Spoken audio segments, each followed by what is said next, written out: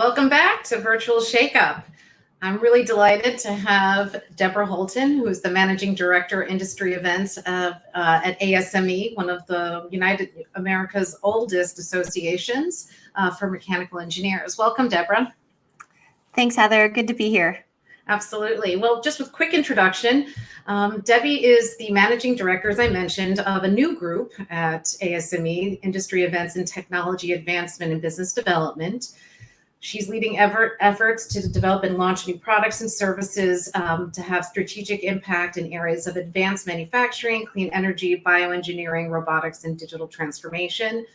Debbie is a well-known figure in the trade show and events world, having spent many years at SME prior to her new role at ASME. Debbie, anything you want to add to your experience? No, but it's just a great time to set up a brand new industry events area. Yeah, actually, I have to say, I met Debbie because I had joined her as a consultant to launch a new live event in additive manufacturing scheduled for May 2020. And I want to say we were in New York on March 11th when this whole thing just blew up, and we pivoted very quickly from a launch event in May to a launch virtual event in May. Tell me about that experience. I mean, I know I was with you, but tell the audience, like, what happened? Straight from the trenches. Yeah. So, and that event was supposed to be in Minneapolis, which is even more interesting from World Events perspective. So, yeah, we've been working on this for about a year and a half, developing the marketplace, speaking with customers, developing a community around additive manufacturing. And we're really positioned to launch this new event. And when COVID hit, because COVID, we had to change our plans. And actually, it's been a very interesting journey in changing our product mix, going back to some of our sponsors, even some that had said no to the live event, and getting them on board for the virtual. And we've learned a lot along the way. And, I don't know all the answers, but I'm really happy to be here and sharing with the group. Well, you actually said something very interesting when we were, debriefing about what we wanted to talk about today. And that is, May is not today. Like what happened in May it's almost like 5 years ago in virtual event time. Yeah, it's interesting. Heather and I were talking prior to the session, and I was having a conversation with my daughter the other day, who's, recently graduated from college. We were talking about how things in high school, when I was in high school versus when she was in high school, things change, or your life changes over time. But it seems that the pace of change now is just so fast versus what it was, years ago. And I think that's true for our virtual event space as well, that the pace of what's changing and how technology is advancing, and all the session just a little while ago was all about all the different players in the space from a technology standpoint, and what the customers are learning and how they're behaving and how the sponsors are responding. And just, what we came across in May, we knew we had to do something different. We knew we couldn't just, we have people that call it lift and shift, and I think that's a terrible term. You can't just take something that's physical and put it in the virtual world, but we didn't know exactly how it had to be different. We tried a lot of things, and we've learned over time, and really brought a lot of our sponsors and our audience along with us. Well, it's, again, the theme of today's Virtual Shakeup has really been, for me, like this startup mentality, being agile. I mean, one of the things that I think is amazing is, how many people do you have on your team? We have 9 people, and we've done 5 virtual events since the end of May. So that is the essence of a startup bootstrap situation. It's good that I have some very exciting people and dedicated people and talented people who don't mind stepping in and stepping over the line and really pitching in where it needs to be done. So multitasking and learning while you're doing it. It's like another theme that has been prevalent today.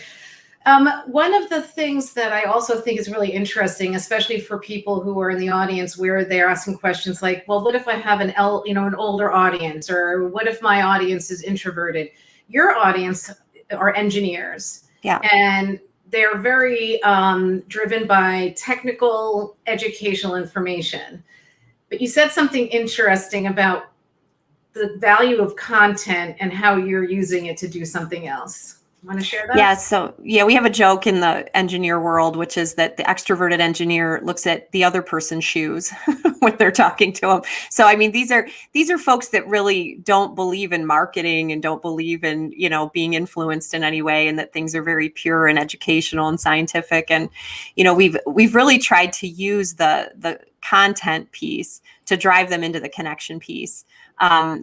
Overtly, they would not probably agree to meetings or say, yes, I want to go and meet 10 different people, but they love to learn. And so if you can connect that connection piece to the learning piece, it works pretty well. Some of the things we've tried recently is, we exit the sessions into a chat area where they know the speakers will be there. They know they can get their questions answered.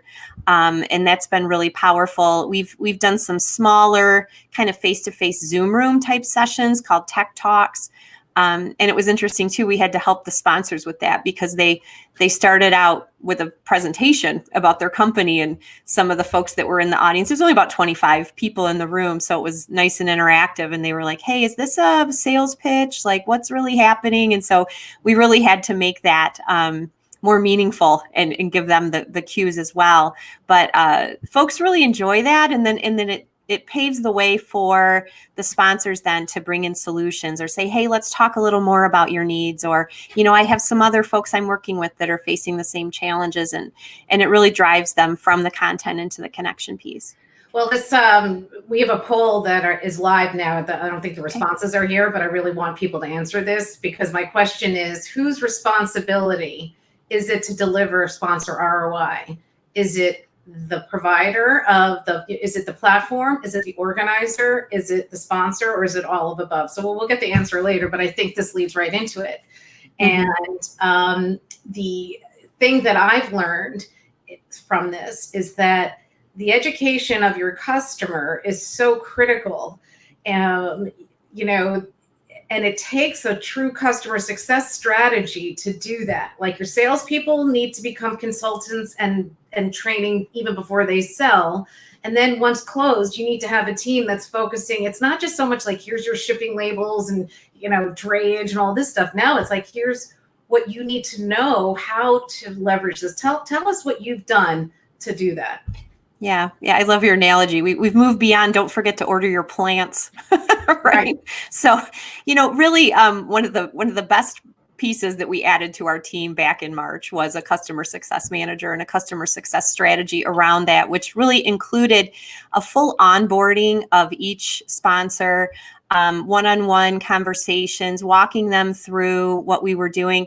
We started even before we announced the virtual event. We started with a town hall, and we brought all of our sponsors and potential future customers together and talked to them about what we were looking at and what we were thinking about, and we encouraged their feedback. So they really felt like they were part of this decision, and they felt like they were part of this journey with us. And really, after each event, we were having a town hall. So after each event, we would bring everyone together and we would say, listen, we know this didn't work and we want to fix this. And, what did you think? And how did you feel? And we got some really great feedback from people that said, you know what, you really have given us amazing service. We felt like you were with us all along the way. I mean, we were at the point where we were, setting up their virtual booth spaces, and we were in there kind of helping them to fine tune what they had available and giving them that kind of insight and advice and letting them know what works and maybe what doesn't work. And all the way from their purchase decision, let's call it, all the way till after the event with detailed results and leads and analytics, and going, slide by slide with the sales rep through each different piece of their plan. Some of the sponsors were involved in a very, large way. Some just wanted a virtual booth. We now have data to say that, we clearly know that people don't know what to do in a virtual booth, either attendees or exhibitors. So, we're encouraging them to include the content or include a networking activity or, do something a little more meaningful. And it comes from our experience and our data, and they appreciate it. They're very receptive to it. And it's really created some real partnerships and relationships with these customers to where now they're saying to us, well, what else can we do with ASME? Like, how else can we get involved? Like, we really like working with you. Like, how else can we meet your audience? And that's been really satisfying, especially from a startup situation. Oh, absolutely. I would say you're very customer-centric organization, listening to your customers, and they're part of the journey. So do we have the results in? I'd be curious to see what people say. All of you. Sorry. Oh, I'm doing that to you. I can't believe it. You've given the answer. Yeah, no, all of the above seems to be the big one, doesn't it? And interestingly, 0% for the platform. So nobody thinks that the platform needs to get involved. Not get involved, but you need to make sure the platform has a very easy user interface for sponsors to not only set themselves up, but to access their data, the leads, like how they're doing. Yeah, so, okay, sorry, I disagree. So, and Debbie knows that. So when, I think the thing that one of the other things that's happened is that when I first joined your team to help with the sales, we were selling just an event, right? Now, what are you selling? What is our goal for 2021 in terms of what I call wallet share? Yeah, I mean, we're really selling more of a constant contact type campaign. We're selling an entire real system for folks to plug into, which includes the virtual events. It includes newsletters now. It includes webinar products. It includes, we're talking to some people about custom research now. We're talking to people about other different opportunities and really trying to weave it into something longer lasting that really goes to their business goals. We had a great meeting with a customer just yesterday where we're talking to them about they just want to pay us for the year and they just want to do everything, and that is just a huge, huge win in the win column for us. We'll see how it all shakes out in the wash, but just the idea that people are now coming to us with those kinds of ideas and those kinds of suggestions really, it is a testament to our focus on them and our ability to focus on them. That's really been at the center of what we've been doing. I think it's a huge competitive differentiator for you, by the way. And I'm not just saying that because I like you guys. I think it's evident. It's totally evident. So the other thing I think that's interesting is the way you view hybrid. And it actually really resonates with a lot of what we've heard today. You want to share your idea? Yeah, so I definitely was tuned into some of the sessions and I was like, okay, so maybe we're on the right track, which, and some of this comes from logistics and having a team of 9 people. And there was a point in time when we thought we were going to have an in-person and virtual event at the same time.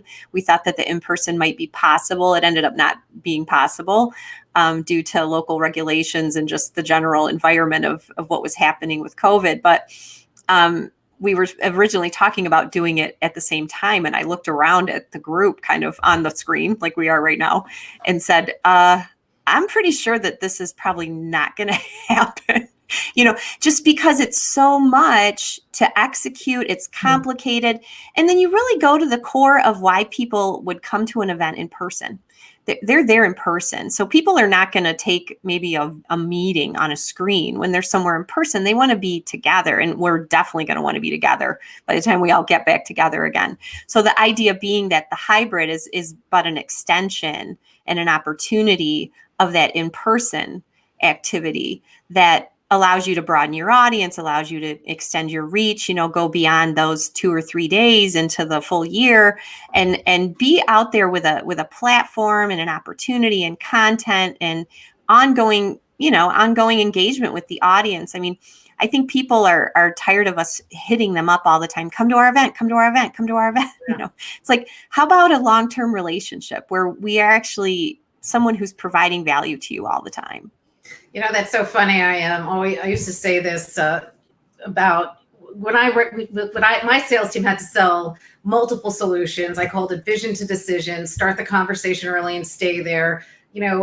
People don't stop buying things to wait like, oh, wait, I'd have to buy a major thing and I'm going to wait till, it's May, but you know what? The event's in September, so I'm not going to buy it. So creating that 365 marketplace and information gathering platform is a real big priority, I would think, for you and other organizers. Yeah. So what does 2021 and beyond hold for you? Yeah, our organization has actually decided that we're not going to have any in-person events in 2021. Part of that, there's two types of events that we host at ASME. Some of them are technical conferences. So your traditional scientific program with abstracts and papers and presentations. And because of the timeline of those having to be 9 months out for paper submission and those kinds of things, we really had to let people plan. And so we made the decision that we were going to not have any in-person events unless things change. I mean, if things change, and like I always say to you, if the crop duster comes through with the vaccine and we're all good, maybe we can pivot back to live. But the idea being that we are in a virtual situation. And so we decided to, take advantage of that as much as we can. And some of the feedback we've heard from our customers is they appreciated the fact that we came right out and said, listen, this is what we're going to do, because it allowed them to plan, it allowed them to budget. And from a budgeting standpoint, they're actually excited to be able to do more programs, because they said, we're able to do more virtual events than we can do the in-person. And I know all of us can't wait to see each other in person sometime soon. But the idea being that we will be able to really kind of expand what we're doing with the event platforms into more of a longer term relationship over this year, and the products that we'll be rolling out in the second half of the year that'll really complement what we've been doing all along with these virtual programs and in a lot of different industries. So we're excited about that. No, for sure. I think you planned if you would have asked me like 6 months ago, like, whoa, no events in 2021, I'd be, maybe the second half, and hopefully it does change. But the fact is there are three components now influencing the success of an in-person. It's the regulation, it's the fear, and it's the change in behavior, all of which are out of our control. So we have a question from the audience. And actually, this is interesting, especially for your group. How do you balance bringing your constituents into the planning process without making them feel like they're doing too much work? And you've got two. One is the sponsor side, but I actually think you should also address it from the audience side, because you get a lot of feedback from the audience too. Mm-hmm. Yeah, and we've been doing a lot of the post-event research and going out to the audience and asking them, what they thought of the event. We do NPS score, like I'm sure everyone in the audience is doing NPS score, customer satisfaction scores, pulling the verbatims, looking at different things. It was very simple to see after our first event, which Heather and I laughed because one of our sponsors said, you guys were really brave. I'm like, I guess I'll take that as a compliment. That's really good, because it wasn't like it was good, it was bad. It was like, that was very brave.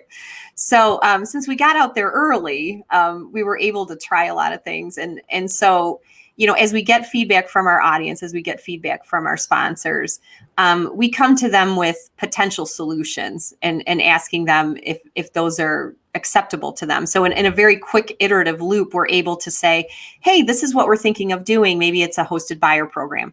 Maybe it's some new feature. Maybe, the tech talks were an idea. A lot of these things in the virtual world, you don't have to rent rooms and you don't have to order coffee. And so you can put ideas out there to your audience to see what flies and what doesn't fly.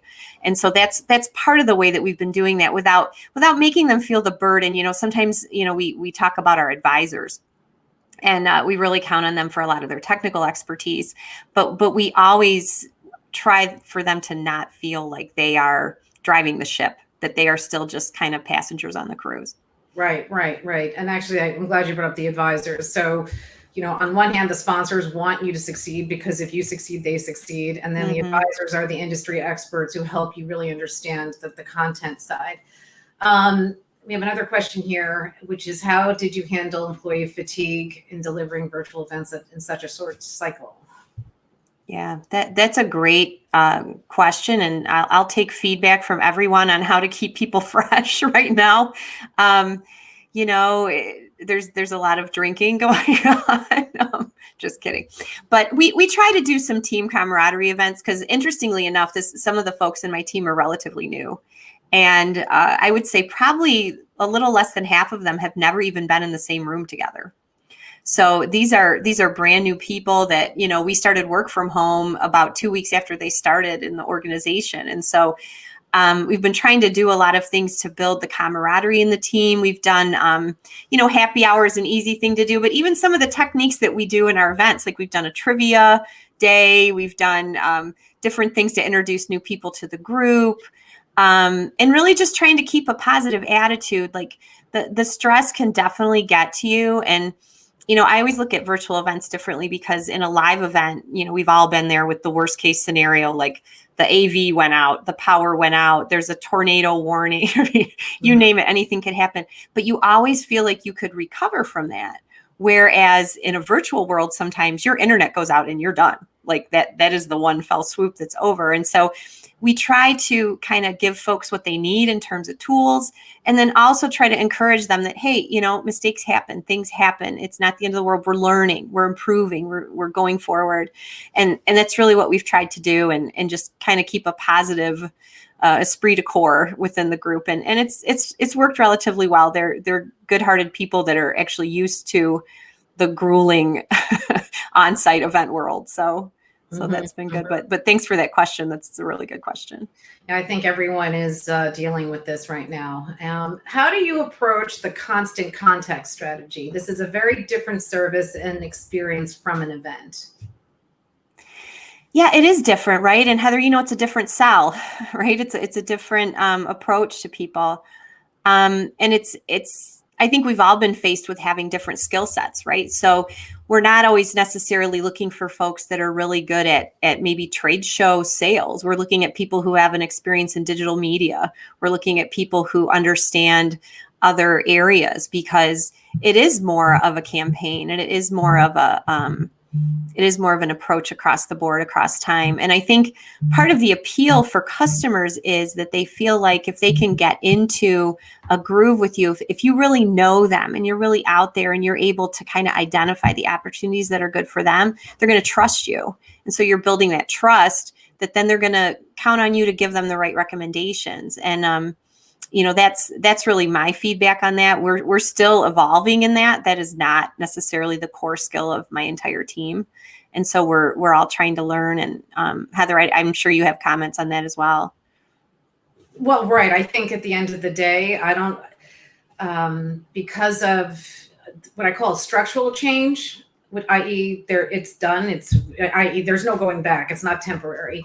This idea of one, providing your customer with all different ways to get what they need from you, right? Your information, access to products and services. They're looking to help them, with purchase decisions, that you have to be in constant contact, right? Like, so both with your audience, which is actually a good thing, because you have to nurture an audience to continue to engage, will help in the future. Second is, it's a great format for you to keep testing things out, which, by the way, when in real life comes back, you've actually going to be like, well, this event really worked online really well. And we know if we actually transposed it to live, it could be a bonanza, but you had less risk. But digital's here to stay, I think, for event organizers, even when IRL is there. So one last question, which is, would you say the COVID situation allowed you to become a thought leader to the customer base you serve? How do you plan to carry that momentum on into 2021? Ooh, that's a good question. A pandemic is tragic, right? So I can't even begin to talk about that. But the idea that everything went on hold gave us an opportunity to kind of tool up for a different reality. And so where we were able to come in and be first to market, which, first to market does not always necessarily mean you're the market leader, right? You're the first to market. But we've continued to evolve over time, and we've continued to look at new things and really be honest with ourselves about things that didn't work, and be honest with our customers about things that didn't work. And we're going to continue to evolve. I mean, I don't think we're at the end of this innovation curve, nor are we at the end of a very new way of working. And so wherever we can be of service to the industry, our goal was always to build a community, and that doesn't necessarily mean a discussion group on a website. Like, really, this additive manufacturing community specifically was a group that responded to the COVID pandemic with resources, with engineering expertise, with production. And I'm sure many of you have seen the information there. And as an industry organization, we were also able to connect with groups like the FDA and NIH and different groups to help funnel the resources where they needed to be, because there were a lot of folks that wanted to help and wanted to do, but didn't know how to do that. And so where we're able to be a meaningful partner to both the people in the industry and our sponsors and provide value to them and opportunity, that's where we're going to continue to keep it at the core of what we do. And then where we can provide, growth and commercial opportunity to our sponsors to help them grow, that's good for everyone. And so we'll continue to do that. But there's definitely more to come here. This is the ... piece, right? So we're gonna have to keep innovating and keep changing and moving the cheese. I was just going to say, you needed to come in with that cheese comment. So if I had to describe this session, it's customer centricity is the key to success. So Deborah, thank you so much for joining. I'm really delighted that you were able to do it, especially just off the heels of a virtual event or two you just did about a week and a half ago. One more next week. Oh, God. Well, thanks so much. Thanks, Heather. So I'd like to let everyone know that please, again, engage with networking. We also have networking available tomorrow. We will be taking all of these best practices into a document that I'm putting together, which will take what we did from the first virtual shakeup, adding on what we've learned today. We'll email everyone out once that's available for download. And we also have tentative dates for Virtual Shakeup 3 at the end of March, which we will confirm. And again, just pencil it in when we send it to you. Thank you.